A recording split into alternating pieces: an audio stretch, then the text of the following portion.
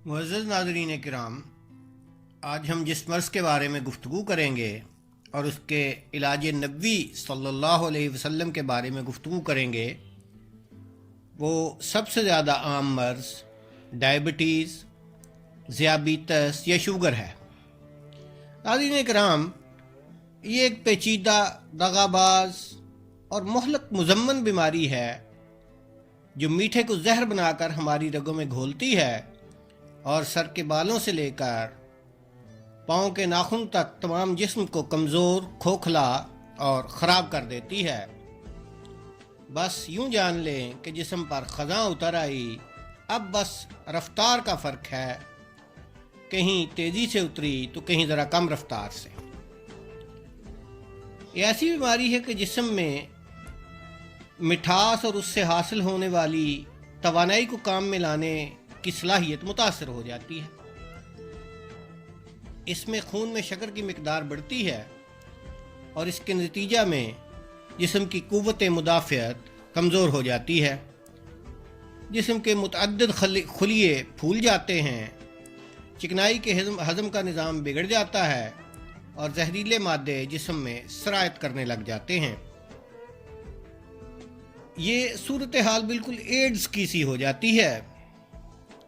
मरीज़ के पास से भी कोई बीमारी गुजर जाए तो उसे लग जाती है और फिर इसका मुकाबला करने की सकत न होने की वजह से वही बीमारी मौत का सबब बन जाती है।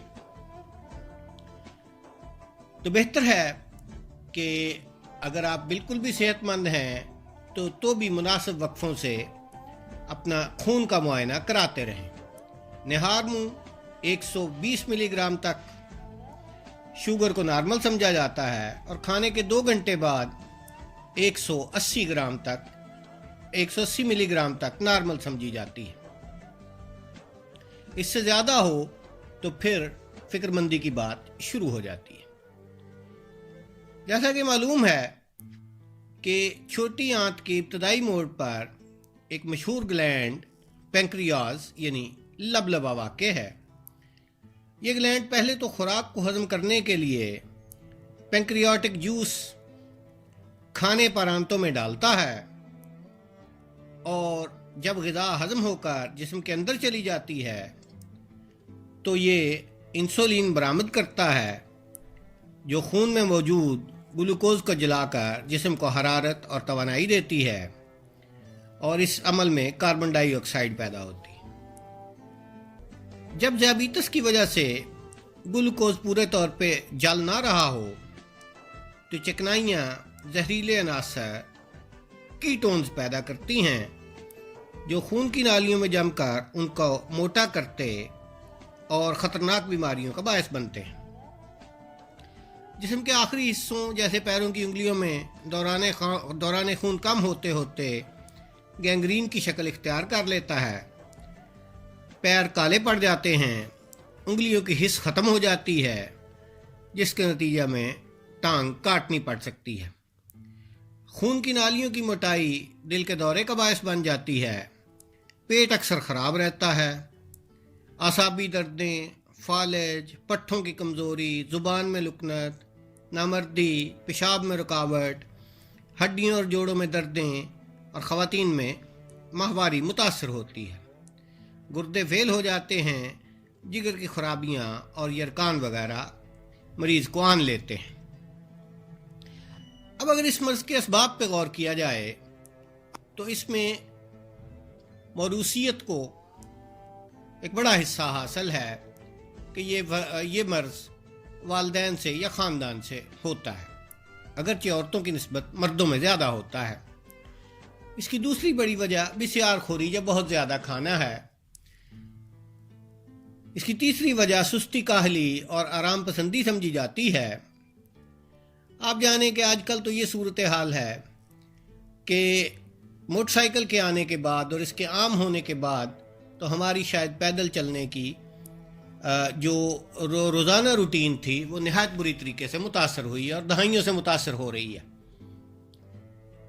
अब तो ख़ास तौर पे वक्त निकाल के लोग वॉक करते हैं, वरना तो घर से चंद कदम दूर दूध वाले की दुकान पर जाने के लिए भी मोटरसाइकिल हर वक्त हाजिर मौजूद रहता है।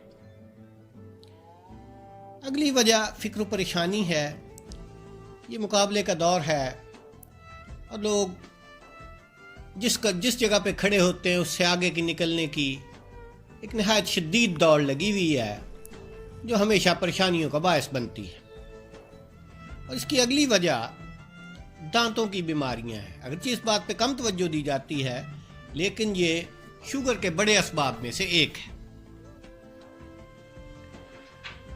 अब आ जाते हैं कि इसके बुनियादी तौर पे 3 मरहले इस मर्ज़ के होते हैं कि एक वो मरहला है जहाँ पे मुनासिब एहतियात से खाने पीने को कंट्रोल करके या वाक बढ़ा के तो मर्ज़ को बग़ैर दवा के काबू रखा जा सकता है। इसका दूसरा मरहला वो है कि जब यही एहतियातें करते हुए मुनासिब दवाई या इंसुलिन के इंजेक्शन से इसको हालात को नॉर्मल रखने की कोशिश की जाती है, अगरचे जिस्म की टूट फूट उसी तरीके से जारी रहती है। उसका तीसरा मरहला वो होता है जब खून की नालियाँ तंग पड़ के बंद होने लगती हैं और जिस्म का आखिरी हिस्सा यानी पैरों की उंगलियों वगैरह में गैंग्रीन वगैरह ज़ाहिर होने लगते हैं, और वो मरहला नहायत ख़तरनाक होता है। तो इसके मकासदे इलाज में मुआलिज जो हैं जिस चीज़ पे सबसे ज़्यादा तवज्जो देते हैं वो इसकी तोड़ फोड़ और टूट फूट और इसके मुज़र असरात को कम से कम रखने की जिद्दोजहद है। यानी पट्ठों के अकड़ाव को मामूल पर रखने की कोशिश की जाती है, दिल के फेल को मामूल पर रखने की कोशिश की जाती है, और खून में शक्कर की मिकदार को काबू में रखना मकासद में शामिल होता है।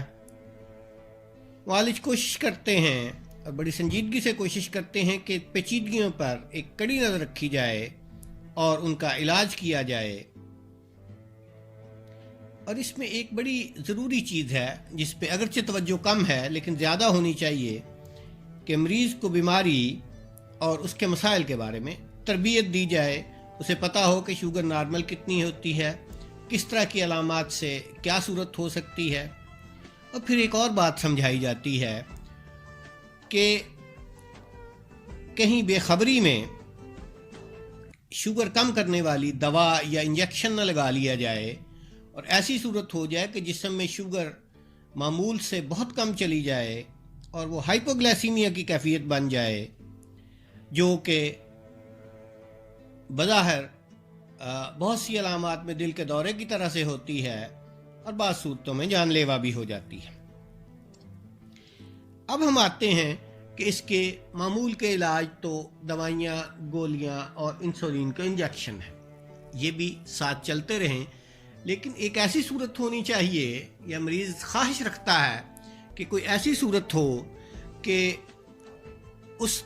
उसने जो उसकी ज़िंदगी है वो मामूल के मुताबिक रहे, और अगर इब्तदाई पहले 2 दर्जों का मर्ज़ है तो उसे मुकम्मल आराम भी आ जाए। तो इसके लिए नाज़रीन किराम, तिब्बे नबवी शरीफ से एक नहायत आजमाया हुआ नुस्खा आपकी खिदमत में पेश है, और कुछ मुआलिज इस नुस्खे को कई दहाइयों से बड़ी कामयाबी से इस्तेमाल कर रहे हैं, और कई ऐसे मरीज़ हैं जो इब्तदाई मराहल में थे और उनका लबलबा फिर से मुनासिब हालात मुयस्सर आने पे काम करने लगा, और अब वो मुनासिब एहतियात के साथ मामूल की ज़िंदगी बग़ैर दवाओं के गुजार रहे हैं। लेकिन एक बात इसमें पॉलिसी के तौर पर जहन में रहे कि अपने मुआलिज से राब्ता रहे, और ये नुस्खा इस्तेमाल करते करते जूं जूं हालत बेहतर होती चली जाए, तूं दवाएं कम होती जाएं और मरीज़ की हालत बेहतर होती चली जाए। नुस्खा पेश खिदमत है। निहार मुंह और असर के वक्त बड़ा चमचा शहद उबले हुए पानी में डालकर चाय की तरह पीना है जी। नंबर 2, हर खाने के बाद 3 दाने खुश्क अंजीर। नंबर 3, एक आपने दवा बनानी है जी, किलौंजी 55 ग्राम, कासनी के पत्ते या बीज 15 ग्राम, तुख्मे हलवा 10 ग्राम, किस्तल बहरी 10 ग्राम और हब्बुर रिशाद 10 ग्राम। इन सब अद्वियात को मिलाकर पीस लिया जाए, और बेहतर है कि इतना अच्छा पीसा जाए कि कपड़ छान हो सके, اس کا 1 چمچ صبح شام ناشتے اور رات کے کھانے کے بعد لیا جائے۔ اور نمبر 4 پہ وٹامن بی اور سی کی مرکب گولیاں صبح و شام لی جائیں۔ اب اس میں ایک اعتراض اکثر اطباء کی طرف سے یا معالجین کی طرف سے آتا ہے، اور عمومی طور پہ ہمارے ہاں یہ خیال پایا جاتا ہے کہ شہد، ہمیں تو پہلے ہی شوگر ہے۔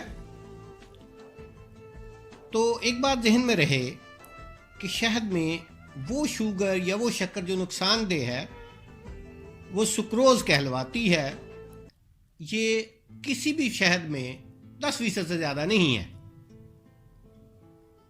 باقی شکر جو اس میں جو مٹھاس ہوتی ہے وہ انورٹ شوگرز یا فرکٹوز کی فارم میں ہوتی ہے جو 60% تک ہے، اور یہ وہ شوگر نہیں ہے جو نقصان کا باعث بنتی ہے، اور یہ بات تجربات سے اور اطباء کے ذاتی مطلب کی پریکٹس سے ثابت ہے۔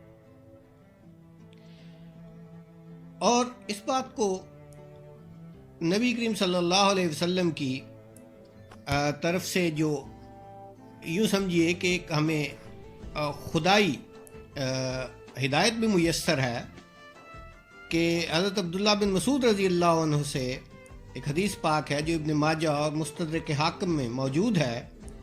اس میں کہا گیا ہے کہ الیکم بالشفاعین الاصل والقرآن، کہ تمہارے لیے شفا کے 2 مظہر ہیں، ایک شہد اور دوسرا قرآن۔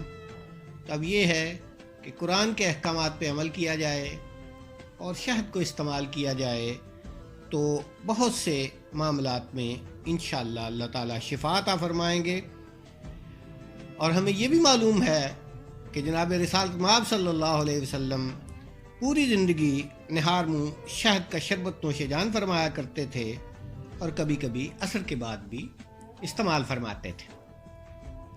اور آپ جانتے ہیں کہ آپ نے پوری زندگی نہایت مصروف اور بڑی ہی جامع اور متنوع زندگی گزاری ہے، جو کوئی بھی انسان جس کو آئیڈیلائز کر سکتا ہے کہ ایسی زندگی ہونی چاہیے۔ ہم بھی معتدب کوشش کر سکتے ہیں۔